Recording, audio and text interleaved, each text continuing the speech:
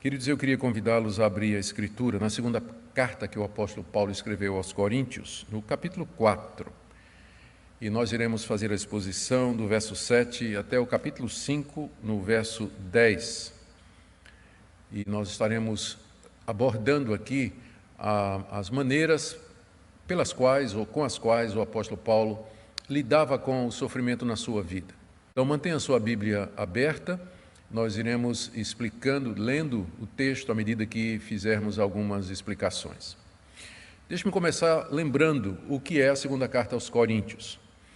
Essa carta foi escrita depois que Paulo recebeu boas notícias da igreja daquela cidade, trazida por um dos seus auxiliares, uma vez que Paulo estava temeroso de que uma carta que ele tinha escrito antes tinha provocado consternação nos coríntios. A relação entre Paulo e a igreja de Corinto é uma das relações mais conturbadas do Novo Testamento. Embora Paulo fosse o pai espiritual da igreja, ele é o fundador da igreja, entretanto, por várias razões, membros da igreja de Corinto haviam se virado contra o apóstolo Paulo, questionando a autoridade dele, questionando o seu próprio apostolado, e tinham dado ouvidos a mestres, falsos mestres que estavam entrando na igreja, ensinando uma outra doutrina, diferente daquela que Paulo tinha ensinado, que era a doutrina da justificação pela fé, sem as obras, a justificação pela fé em Jesus Cristo, sem as obras da lei, e com isso disseminando discórdia e levantando questionamentos e rebelião contra o apóstolo Paulo.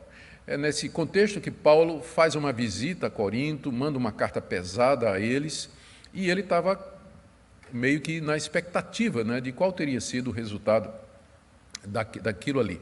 E, finalmente, ele recebe notícias de que a igreja tinha recebido a carta, tinha se contristado, tinha disciplinado o líder da rebelião contra o apóstolo Paulo, manifestavam o amor ao apóstolo Paulo, mas ainda ficava alguns questionamentos que tinham sido levantados pelos falsos mestres e que era necessário que Paulo respondesse.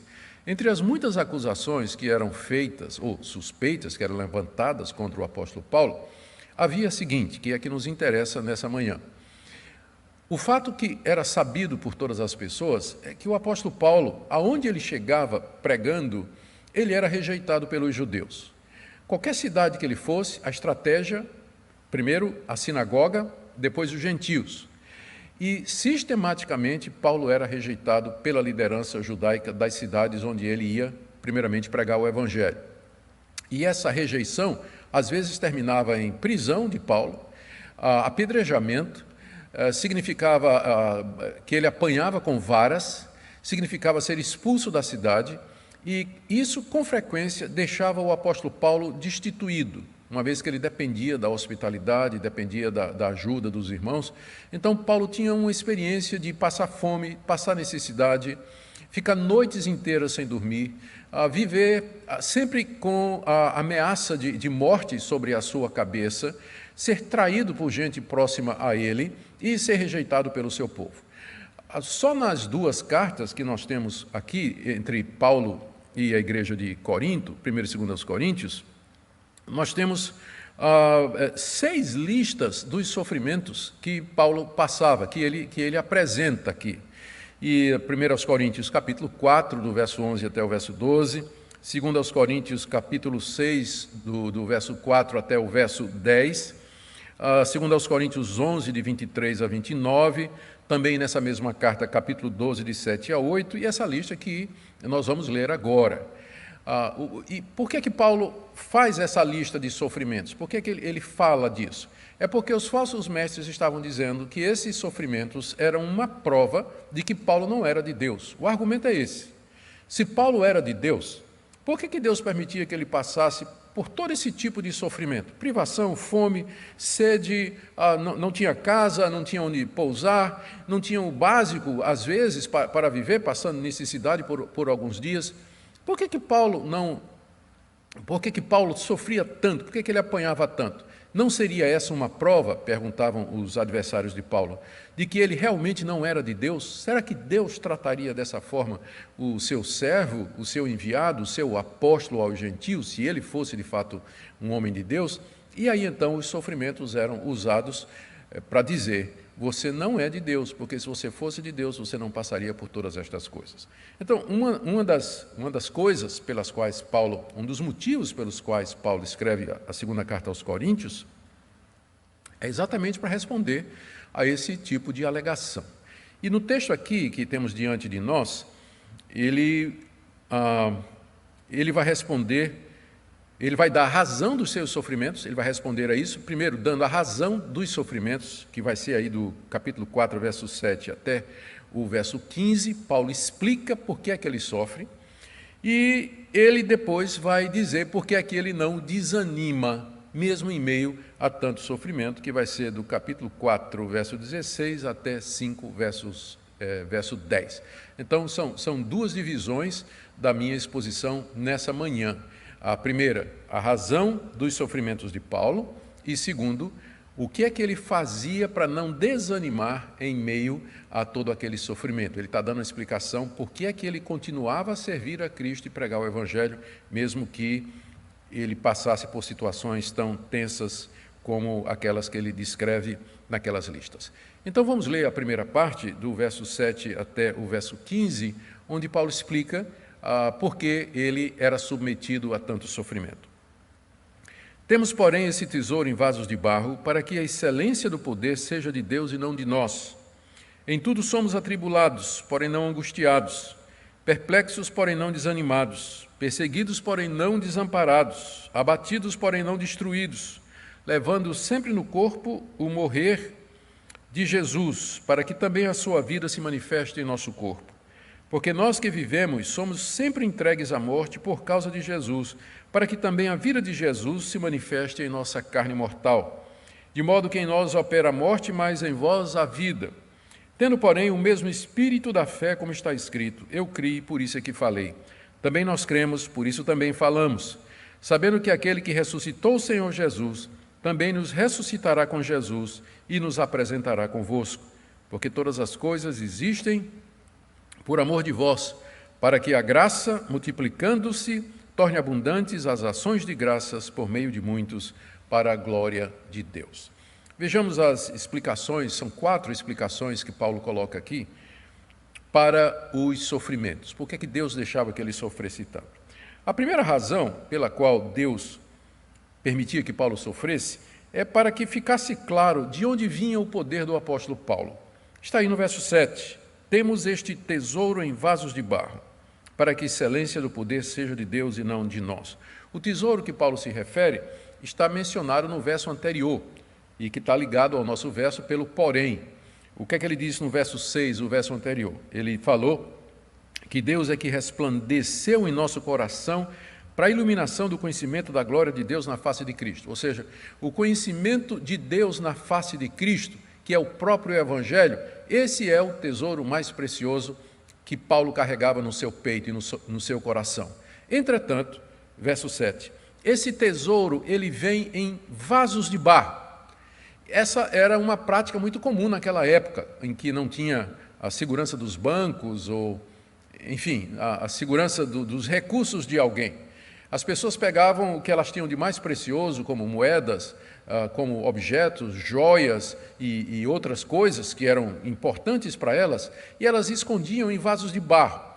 Por quê? O vaso de barro era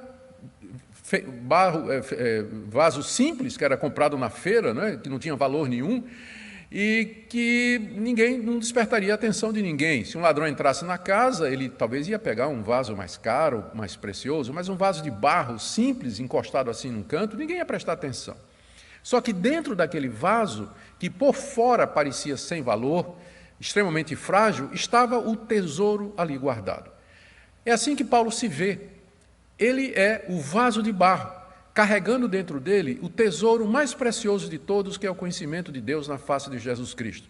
Só que para que esse tesouro apareça, para que ele se mostre em toda a sua grandeza, o vaso tem que ser quebrado, o vaso tem que ser esmagado, para que então aquilo que está dentro dele possa aparecer.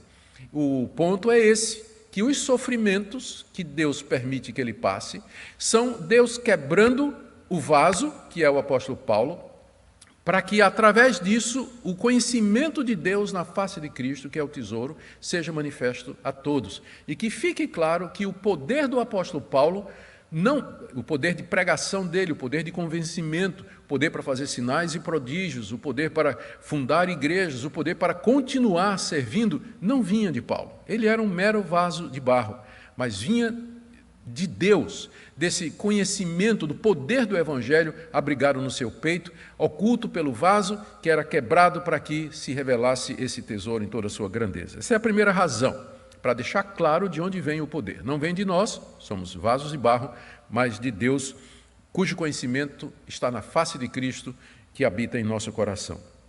A segunda razão que Paulo dá para os seus sofrimentos é que é dessa maneira que o poder de Deus se manifesta através dos seus sofrimentos. Ele explica isso fazendo alguns contrastes aí, 4 contrastes, do verso 8 até o verso 10.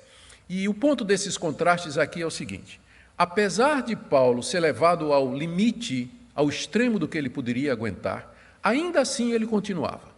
E isso porque Deus o sustentava. Deus quebrava Paulo, mas não ao ponto de destruir Paulo. Fazia isso ao ponto de ficar claro que Paulo dependia do poder de Deus para viver. Veja os contrastes que vêm aí, do verso 8 até o verso 9. São 4 contrastes. Ele diz: em tudo somos atribulados. Ser atribulado era quebradeira, né? Quebradeira. Porém, não angustiados. Paulo era atribulado, mas Deus não deixava que essa tribulação o levasse ao ponto da angústia extrema. Deus o sustentava. Segundo contraste, perplexos, porém não desanimados. Não poucas vezes Paulo ficou perplexo. Perplexo é confuso, incerto, sem entender uma situação, né? Espantado com alguma coisa. Não poucas vezes na sua vida Paulo ficou assim diante da intensidade dos sofrimentos que vinham sobre ele. Mas ele não desanimava. Perplexo, porém não desanimado. Deus não forçava a estrutura de Paulo além daquilo que Paulo podia aguentar. Ele podia ficar perplexo, mas a falta de compreensão, de entendimento momentânea, às vezes, do que é que estava acontecendo, não desanimava o apóstolo Paulo, porque ele sabia que Deus estava no controle. O terceiro contraste está no verso 9. Perseguidos, porém não desamparados. Se tem alguém que sabia o que era ser perseguido, era o apóstolo Paulo. Era perseguido em toda a cidade que ele passava, inclusive pelos seus patrícios, os judeus, às vezes por gente da própria igreja, como era o caso da igreja de Corinto. Porém, mesmo que ele era perseguido, ele não se via desamparado. Ele contava com a presença de Deus e, sem dúvida, Deus levantava amigos, pessoas que lhe davam o ombro, pessoas que o abrigavam, que o visitavam na prisão, perseguido, porém não desamparado, abatido, porém não destruído. Não poucas vezes Paulo se viu abatido diante do rigor da perseguição, do rigor do sofrimento, mas ele não era destruído.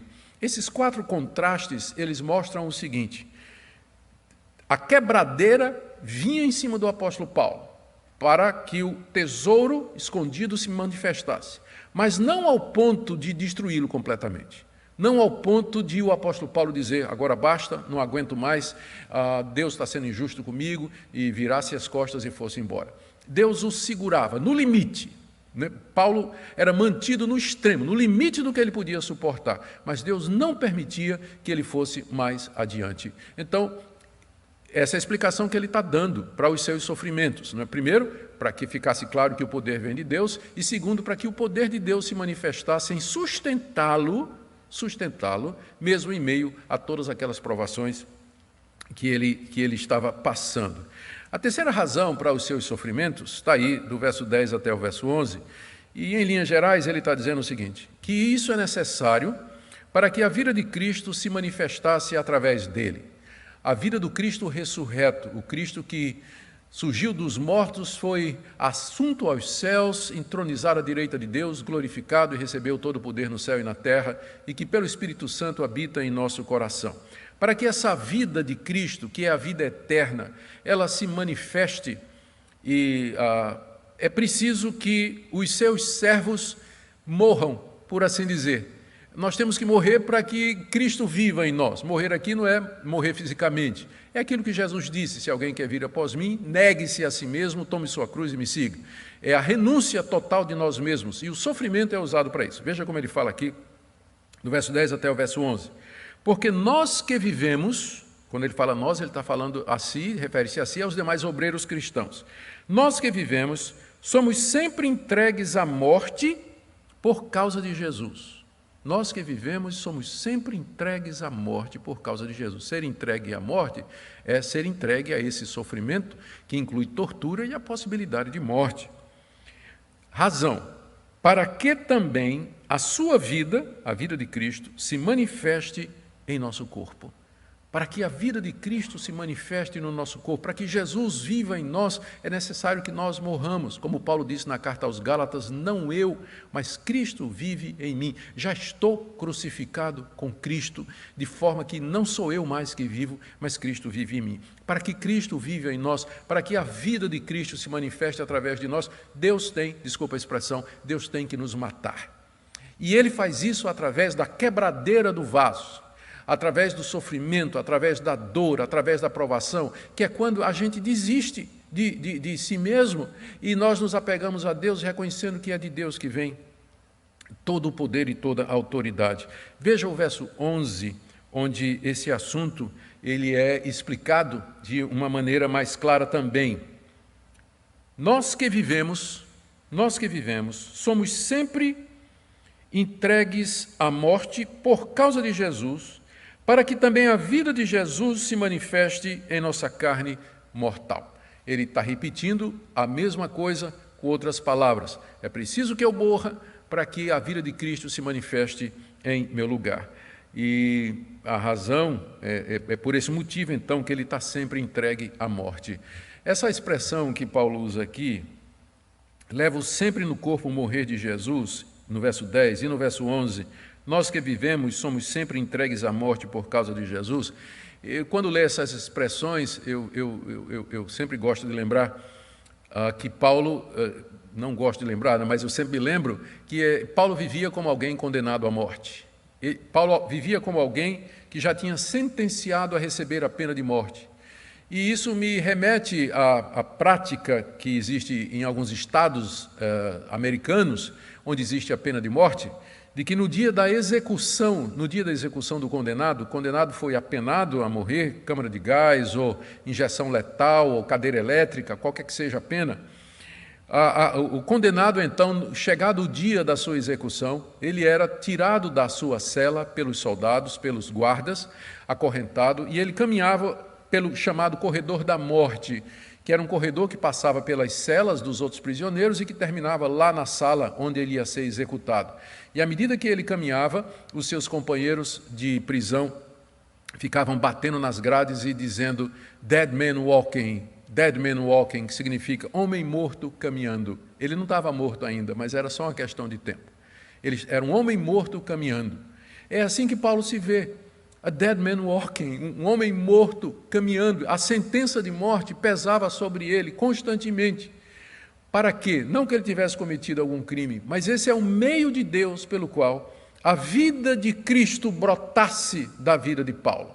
Para isso nós temos que morrer primeiro. Essa é a explicação número 3 que ele dá dos seus sofrimentos. A primeira é que é preciso que fique claro que o poder vem de Deus.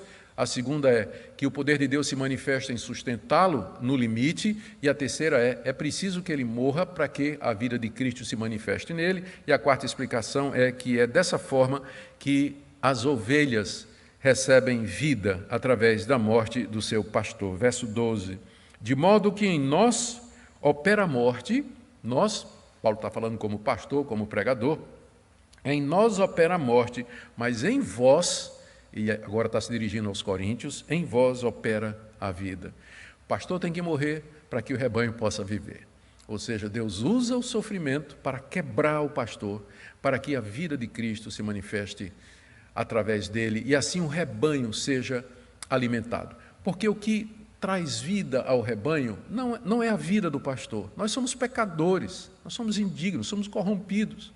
Mas através de pessoas quebradas, quebrantadas, Deus pode transmitir a vida do Cristo ressurreto, que é o que realmente alimenta o rebanho, que é o que transforma vidas, que converte pecadores, que consola, que edifica a igreja.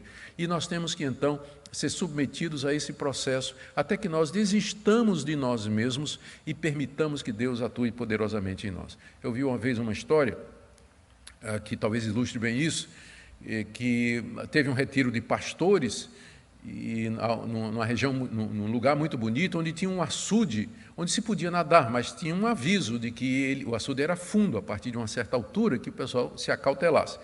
Mas ali, num desses momentos de lazer, um desses pastores mais afoito, começou a nadar, foi até o meio do açude, e lá ele sentiu cãibras. E quem sofre de cãibras, sabe como dói mesmo, como é difícil. E ele começou a afundar, não tinha como nadar de volta, e ele começou a afundar. E começou a gritar e pedir socorro. Os demais pastores se reuniram ali ao redor daquele açude, ficaram olhando um para o outro para ver o que é que fazia, todo mundo perplexo, e se lembraram do pastor João. O pastor João era um ex-campeão de natação, e que era um exímio nadador. E o pastor João estava ali, e vendo lá o colega se afogando, e o pastor João estava lá. Simplesmente, E o colega lá no meio, socorro, socorro, se afogando lá, e todo mundo, João, vai, João, socorre, irmão. E João só olhando. Finalmente, depois de se debater muito, o pastor lá no meio do açude, desistiu, começou a afundar, aí João tirou a camisa, pulou, deu 3 braçadas, chegou lá, gentilmente pegou o colega e trouxe são e salvo para a margem do açude. E aí os pastores cercaram João. Você é cruel, você é desumano, como é que você deixa você desde o começo você podia ter ido lá e salvado, por que você deixou que ele passasse por tanto sofrimento? E João respondeu, se eu tivesse ido enquanto ele ainda tinha forças, ele ia se agarrar comigo e nós dois haveríamos de morrer. Eu só poderia ajudá-lo quando ele desistiu dele mesmo. É exatamente isso que acontece nesse processo, essa quebradeira toda, esse sofrimento todo, é para que nós desistamos de nós, para que a vida de Cristo se manifeste em nós e, através de nós, abençoe tantas outras pessoas. É por isso que Paulo sofria. Então, essa é a primeira parte, essa explicação que ele dá aqui dos sofrimentos que ele enfrentava, É que através dos sofrimentos Deus o mantinha humilde, quebrantado, dependendo de Deus, e assim Deus podia usá-lo poderosamente para instrumentação ou como instrumento de salvação do seu povo. Era essa a resposta que Paulo daria à insinuação de que os sofrimentos eram uma prova de que ele não era de Deus. A resposta de Paulo é, ao contrário, esses sofrimentos mostram que eu sou servo de Deus e que Deus tem que quebrar os seus servos para que, através deles, o seu poder possa fluir. Agora aqui, a partir do verso 13, eu tinha lido até o 15, agora a partir do verso 13, nós encontramos as explicações que Paulo dá, são várias explicações, são pelo menos 5, nós vamos por elas rapidamente. Paulo explica por que é que ele não desanima, mesmo em meio a todo esse sofrimento. E essa era a grande maravilha que uma pessoa que passasse ou que passava por tudo isso que o apóstolo Paulo passou, ele não desanimava. Quando a gente lê as listas aqui que Paulo coloca dos seus sofrimentos, eu confesso que se eu passasse por um terço daquilo que Paulo diz aqui que ele passou, eu não sei se eu ainda continuaria, eu não sei se eu teria condições de continuar pregando o Evangelho, sendo ministro do Evangelho. Por muito menos do que Paulo passa, muita gente já tem desistido do Evangelho e voltado atrás. Mas então por que Paulo continuava a pregar o Evangelho no meio de tantos sofrimentos? Como eu disse, são 5 ou 6 pontos aqui que eu quero ver com vocês rapidamente. O primeiro deles é que ele cria na ressurreição dos mortos. Ele cria que mesmo que os seus sofrimentos o levassem finalmente à morte, ele haveria de ressuscitar. Veja aí no verso 13 até o verso 15. Tendo, porém, o mesmo espírito da fé, como está escrito, eu criei, por isso é que falei. Também nós cremos, por isso também falamos, sabendo que aquele que ressuscitou o Senhor Jesus também nos ressuscitará com Jesus e nos apresentará convosco. Paulo aqui faz uma citação que está no Salmo 116, verso 10, onde Davi diz que, apesar de todas as circunstâncias adversas, ele não ia deixar de falar, de cantar e de louvar a Deus, porque ele cria nesse Deus, porque ele confiava em Deus. Paulo pega essa passagem e aplica a sua situação. Ele diz que tem o mesmo espírito de fé que Davi tinha, e aí cita as palavras de Davi, que são: eu criei, por isso é que falei. E agora ele traz a aplicação, aí no verso 13: também nós cremos como Davi creu, e por isso também falamos, como também Davi falou. Ou seja, porque eu creio, eu falo, não posso me calar, porque eu creio.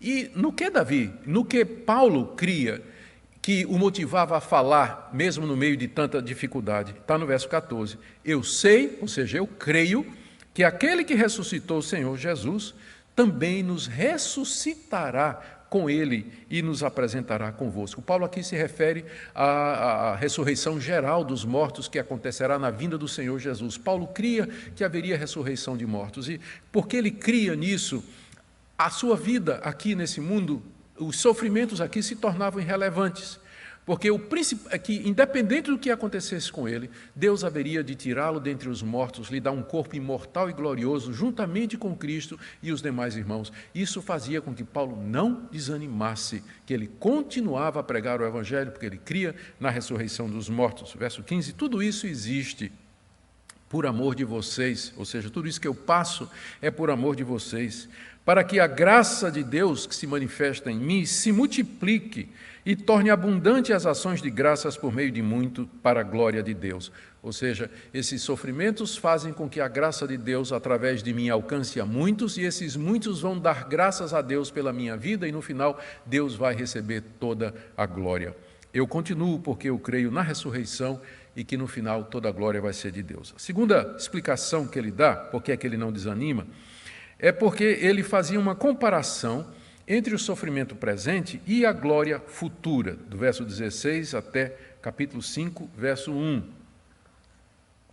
São 4 contrastes aqui que Paulo faz, né? Todos eles estão dentro desse tema aqui. Paulo faz uma comparação entre o agora e o futuro. A primeira comparação está no verso 16. Por isso não desanimamos. Lembra, ele está explicando por que é que não desanimam. Por isso aqui introduz a explicação. Por isso não desanimamos. Pelo contrário, mesmo que o nosso homem exterior se corrompa, contudo o nosso homem interior se renova de dia em dia. Porque a nossa leve e momentânea tribulação produz para nós eterno peso de glória acima de toda comparação, não atentando nós nas coisas que se veem, mas nas que não se veem, porque as que vêm são temporais e as que se não veem são eternas. Sabemos que se nossa casa terrestre desse tabernáculo se desfizer, temos da parte de Deus um edifício, casa não feita por mãos, eterna nos céus. Aqui nesses versículos são 4 contrastes entre os sofrimentos presentes e a glória vindoura. Primeiro contraste, verso 16. Por isso não desanimamos, pelo contrário, mesmo que o nosso homem exterior se corrompa, contudo o nosso interior se renova dia em dia. O contraste aqui é entre o homem exterior e o homem interior. O que é o homem exterior? É o nosso corpo, é o vaso de barro, que se corrompe, não no sentido moral, de corrupção moral, mas ele está se deteriorando pela velhice, pela doença, pelos sofrimentos. Paulo via diariamente o seu corpo se corrompendo é deteriorando, se decompondo através de chibatada, de pedrada, de passar fome, passar frio, passar nudez, passar sede, mas ao mesmo tempo em que o homem exterior decaía com os sofrimentos, ele diz aqui que o interior se renovava de dia em dia. Que contraste, não é? Na mesma proporção que o vaso de barro era quebrado, que o homem exterior se corrompia, o homem interior se renovava. O homem interior é aquilo que nós somos em Cristo Jesus, é aquilo que vai ficar, é a nova natureza em Cristo Jesus, é o novo eu, o novo homem que é criado em nós mediante o poder do Espírito Santo através de Jesus Cristo. O segundo contraste está no verso 17, é entre tribulação leve e glória pesada. Porque a nossa leve e momentânea tribulação produz para nós eterno peso de glória acima de toda comparação. Há uma glória que nos aguarda, diz o apóstolo Paulo, e é uma glória pesada, quer dizer, densa, rica. Lembra que naquele tempo as riquezas eram traduzidas na forma de peças de ouro, peças de prata, moedas de bronze.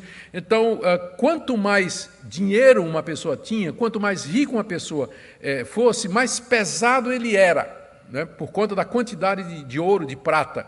Então, dizer que uma pessoa era pesada naquele tempo, né, não significava dizer que ela era gordinha, mas significava dizer que ela era rica.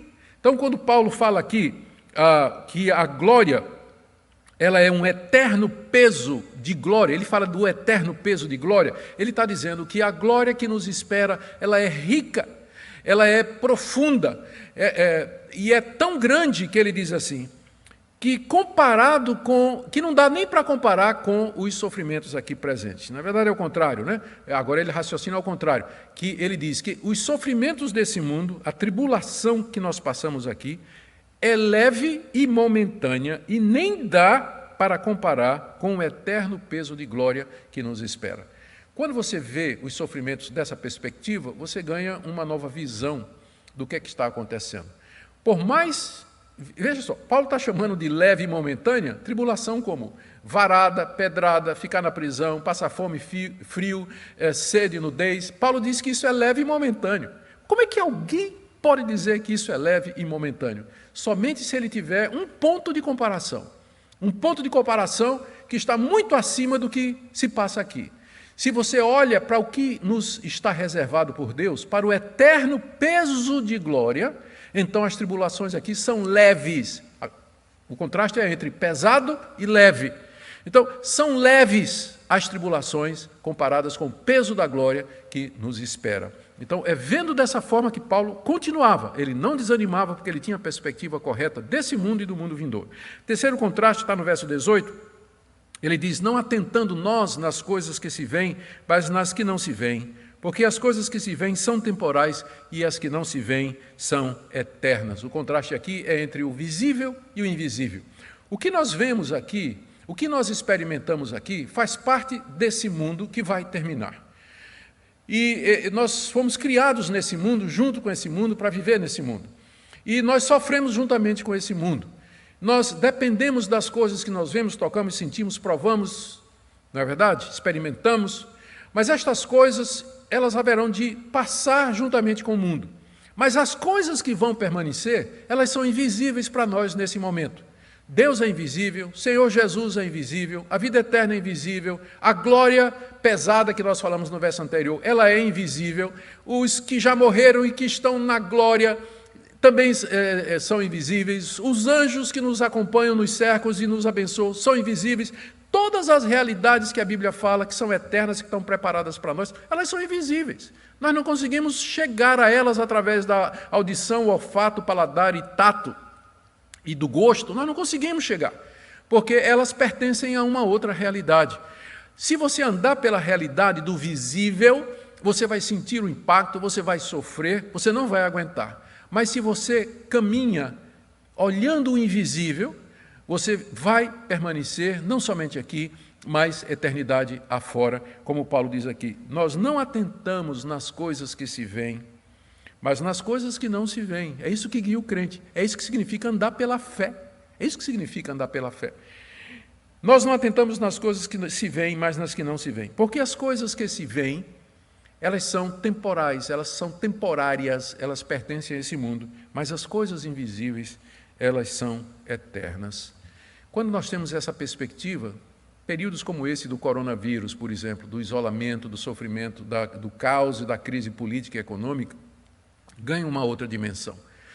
Porque quando o cristão não tem essa perspectiva da eternidade, essas coisas daqui desse mundo ganham uma dimensão tão grande que ele se apavora, ele entra em pânico, ele fica estressado, angustiado, porque ele está assim, ele está vendo assim, mas ele tem que olhar, é assim, ele tem que ter o quadro maior, e uma vez que ele coloca tudo isso em perspectiva, o seu coração vai encontrar paz. Último contraste, no capítulo 5, verso 1.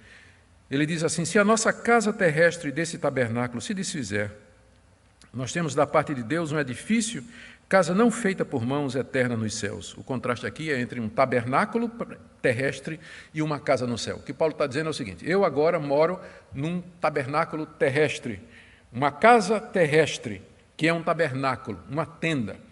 Mas eu sei que quando ela se desfizer, eu tenho da parte de Deus um edifício que não foi feito por mãos humanas, mas foi feita pelo próprio Deus, eterno e nos céus, que é o corpo da ressurreição, que é a ressurreição dos mortos e a habitação com Deus na eternidade, com Cristo e os demais santos. É o contraste entre uma tenda e uma mansão celestial. Um contraste que Paulo podia fazer muito bem. Vocês sabem qual era a profissão do apóstolo Paulo, não é?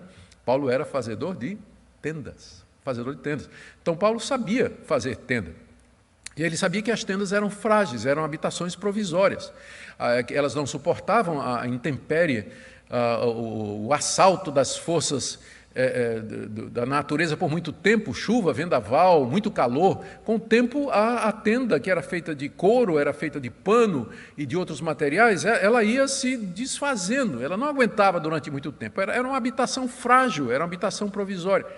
É a isso que Paulo compara a sua existência aqui, a sua existência e a minha. Querido irmão que me acompanha, nosso corpo é apenas uma tenda para o nosso espírito aqui. Nós vivemos aqui hospedados num corpo frágil, sujeito a fome, frio, necessidade, doença, coronavírus e todas as ameaças naturais que existem nesse mundo que às vezes é hostil contra nós.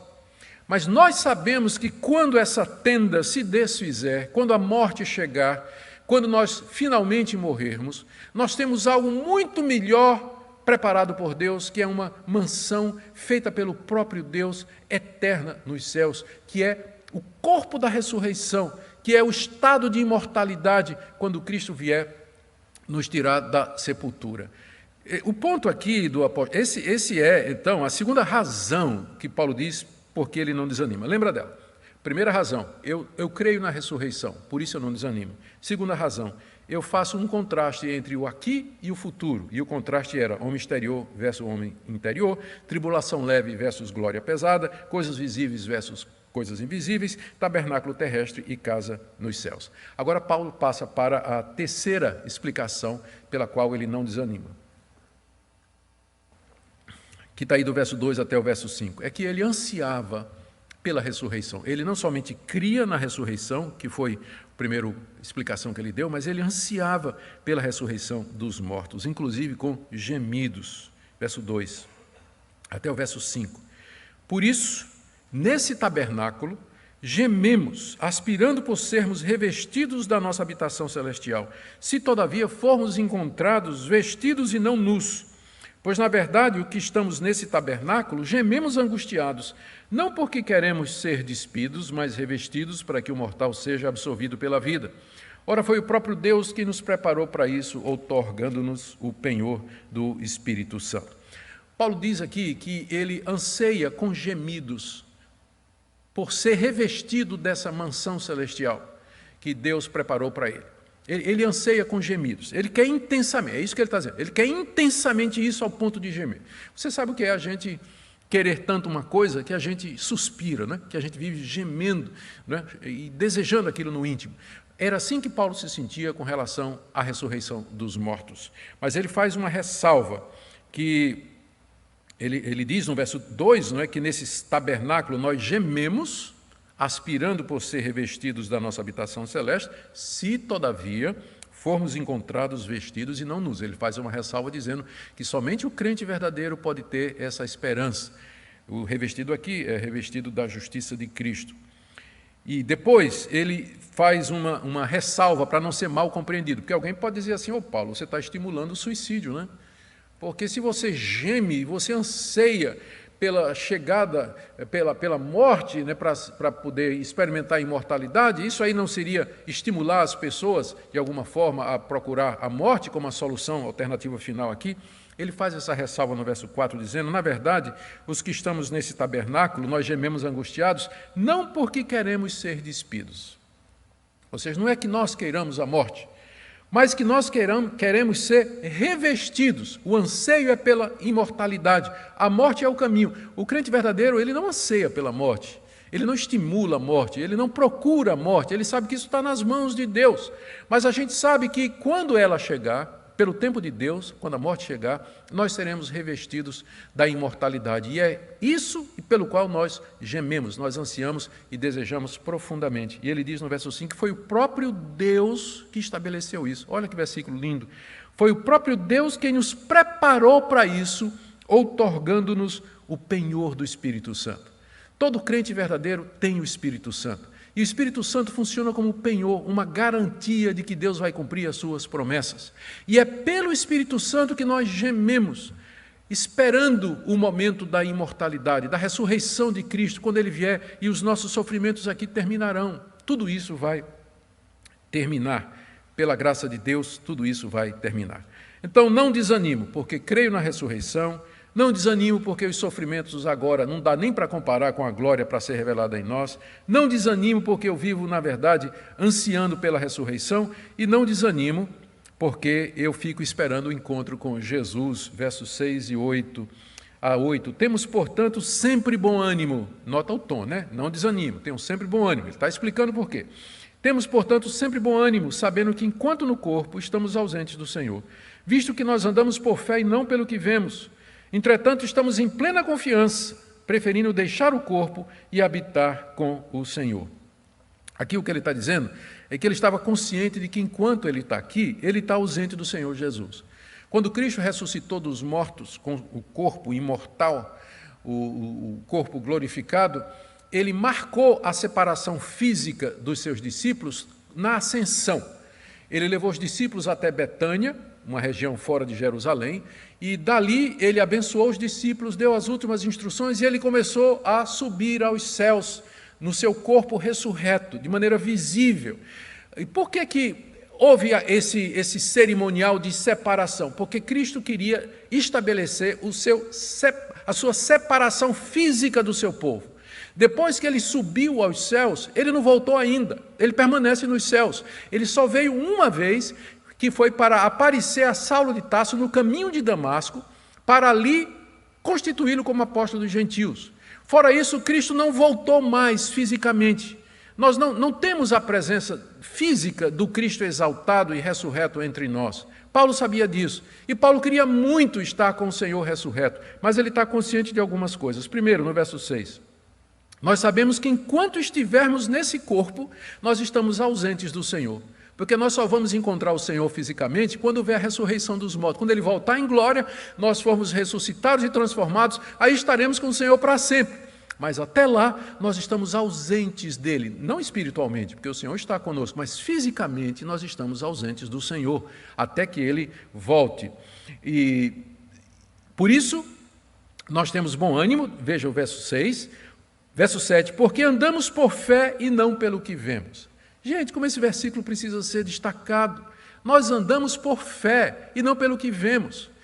Existe um tipo de cristianismo que tem sido pregado nos nossos dias que estimula o crente a procurar sentir, pegar, ouvir, ter experiências, como se isso fosse o auge da sua experiência espiritual aqui.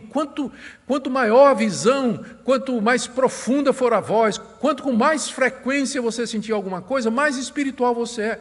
Mas não é esse o padrão de vida cristã que Deus estabeleceu para nós enquanto nós estamos aqui. Aqui nós andamos pela fé, ou seja, aqui nós andamos com frequência, sem ver, sem sentir, sem ouvir, sem experimentar. Quantas vezes na minha vida eu passei dias sem sentir absolutamente nada no meu coração, mas eu cria. Eu comparo isso a um avião, não é? Você está de avião, quem já viajou, sabe que está, de repente, um céu azul de brigadeiro, de repente, e o piloto está lá navegando, né? Ele está vendo tudo. De repente, o avião entra na nuvem. E aí ninguém está vendo mais nada, o piloto não está vendo nada. O que ele faz? Ele tem que ir pelo automático, ele tem que confiar, né, de que o piloto automático vai conduzir, mantendo a rota e tudo mais, mesmo que ele não esteja vendo absolutamente nada. Com frequência aqui, a nossa vida cristã ela entra na nuvem. A gente não está vendo, a gente não está sentindo, a gente ora, Deus não responde, a gente pede, parece que Deus não está atendendo, mas nós continuamos pela fé. Fé é a certeza das coisas que nós não vemos, é a garantia das coisas que nós esperamos. E é pela fé que os antigos agradaram a Deus, é pela fé que os apóstolos agradaram a Deus, é pela fé que os heróis da fé, da história da igreja cristã, agradaram a Deus, porque nós andamos por fé e não pelo que vemos. Portanto, Paulo diz no verso 8, entretanto, estamos em plena confiança, preferindo deixar o corpo e habitar com o Senhor. E é por isso que Paulo não desanima. Ele sabe que enquanto ele está aqui, ele está ausente de Cristo, fisicamente falando, porque ele anda por fé e não pelo que vê, mas ele aguarda aquele momento em que ele vai partir para estar com o Senhor Jesus. Última explicação do apóstolo Paulo. Por que é que ele não desanima? Porque ele tem consciência de que há um dia do juízo. Ele tem consciência que um dia Deus haverá de nos levar diante dele para julgamento. E muito embora o cristão já tenha sido julgado em Cristo, seus pecados perdoados, haverá aquele momento de encontro. Como Paulo diz aí do verso 9 até o verso 10. É por isso que também nos esforçamos, quer presentes, quer ausentes, para lhes sermos agradáveis. Porque importa que todos nós compareçamos perante o tribunal de Cristo, para que cada um receba segundo o bem ou mal que tiver feito por meio do corpo. Paulo tem consciência de que Cristo, quando vier nos ressuscitar, quando vier inaugurar o novo céu e a nova terra, essa nova realidade, ele haverá de nos fazer comparecer diante dele, quando então ele nos dará conforme as nossas obras. A salvação é pela graça, mas a graça produz obras, produz mudança de vida, especialmente no que diz respeito ao corpo. Você notou a ênfase de Paulo ao corpo nessa passagem que nós falamos aqui? O corpo é como uma tenda, o corpo é habitado pelo Espírito, é sujeito ao sofrimento e morte. Enquanto estamos no corpo, estamos ausentes do Senhor Jesus. O corpo é aquele vaso de barro, é por isso que ele diz que quando Cristo vier, nós haveremos de dar conta do que fizemos através do corpo. Então, consciente disso, Paulo tinha como alvo agradar a Cristo aqui ou na eternidade, como ele diz no verso 9. Por isso que nós nos esforçamos, quer presentes, quer ausentes, para lhes sermos agradáveis, porque todos nós vamos comparecer perante o tribunal de Cristo. A consciência do juízo e do julgamento é que fazia com que Paulo não desanimasse. Ele não queria comparecer diante de Deus como um apóstata, como alguém que abandonou a fé por causa do sofrimento, alguém que um dia professou a fé em Jesus Cristo, mas virou as costas quando o sofrimento bateu na sua porta. Ele queria, naquele dia, estar aprovado diante de Deus. Eu quero terminar aqui com algumas aplicações, eu prometo tentar ser breve. Primeiro, para os jovens e adolescentes da nossa igreja ou de outras igrejas que estão acompanhando essa exposição. Aprenda desde cedo o que é que a Bíblia diz sobre sofrimento, privação, doenças e dores. Não nutra uma visão romântica da realidade do mundo, influenciada pelos filmes de Hollywood, influenciada pelos videogames, influenciada pelo contato com seus amigos ou por ideologias a respeito de um futuro róseo para a humanidade. O que acontece é que muitos jovens que foram criados numa bolha, cercados de conforto, cercados de coisas boas e de segurança, de repente eles batem de cara com na parede do sofrimento, da dor, da angústia, da doença inesperada, e eles não estão preparados para enfrentar a realidade dessa vida. Então, essa palavra aqui é para você, que a vida pode lhe dar muitas voltas e nem sempre você terá o conforto e a tranquilidade que seus pais estão lhe oferecendo. Então, desde cedo, aprenda a dura e crua realidade da nossa existência. Veja o mundo com os olhos de Deus, através da visão bíblica da realidade. Eu não estou dizendo que não tem coisa boa nesse mundo. Tem muita coisa boa, louvado seja Deus. Tem muita coisa boa nesse mundo. Mas não esqueça que elas são temporárias, elas são passageiras e que às vezes Deus nos tira dessas coisas. Ele quebra o vaso de barro para que através de nós a vida de Cristo possa fluir. Também uma palavra para você que está aflito, ansioso, temeroso. Querido, alimente sua mente e o seu coração com a palavra de Jesus. Não fique o dia todo nas redes sociais ouvindo bad news, notícias ruins, notícias histéricas, notícias alarmistas, especulações, porque a verdade é que a gente não sabe direito o que é que está acontecendo, nem o que é que vai acontecer. Se você passa o dia todo nas redes sociais, você vai se sentir deprimido, angustiado. Veja a estratégia de Paulo aqui. Ele olha a realidade a partir, ele interpreta a realidade dos sofrimentos a partir do referencial da vida eterna. Então, mantenha sua mente cheia, saturada com a palavra de Deus, com a realidade bíblica, que é a realidade, a única realidade, para que você não seja engolido pelo sofrimento, pela dor, pelo pânico. E, finalmente, vocês todos nós que estamos sofrendo com a pandemia, se você é de Cristo, não veja isso como um castigo, mas simplesmente como Deus quebrando o vaso para que a vida de Cristo se manifeste. Não julgue a Deus, não se ire, não se precipite no falar, mas aquiete o seu coração, mesmo sem entender, e seja perseverante, porque nós temos esse tesouro em vasos de barro, para que a excelência do poder seja de Deus. e não de nós. Vamos orar. Ó Deus querido, nós sabemos que o Senhor nos quebra e nos faz de novo. Sabemos que o Senhor arrebenta a nossa segurança carnal, a confiança no homem, para que nós nos voltemos a Ti. Nós sabemos que o Senhor nos leva ao ponto do desespero, para desistirmos de nós mesmos, para então estender a Tua mão salvadora, que nos livra do afogamento. Quebra a nossa vida, Senhor, faz de novo, para que nós sejamos fiéis, tementes a Ti, perseverantes aqui nesse mundo. Consola Teu povo nessa manhã. Tem misericórdia das nossas autoridades, do nosso país, da Tua igreja. É o que nós pedimos no nome do Senhor Jesus, que foi quebrado naquela cruz em nosso lugar. Amém.